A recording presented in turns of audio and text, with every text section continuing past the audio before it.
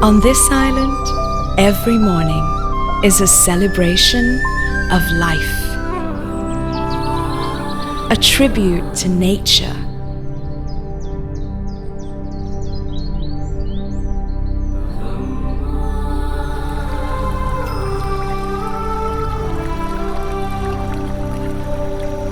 An act of faith,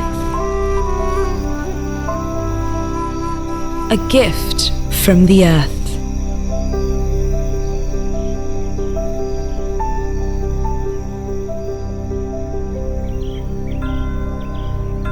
A moment for reflection.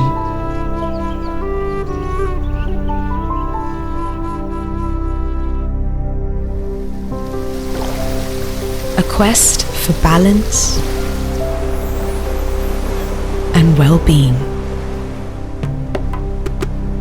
For your mind.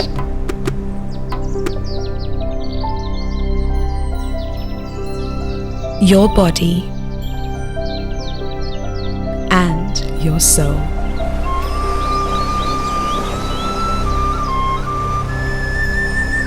This island is our healer, and her secrets are centuries old.